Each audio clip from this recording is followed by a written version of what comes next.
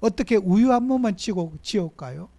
저 엄마는 어느 게 집사님인데 우유 안 먹으면 지옥 간다 그랬대요. 왜 우유 안 먹으면 지옥 가요? 그 어린 애기가 저한테 질문하는데 목사님 전 큰일 났다는 거예요.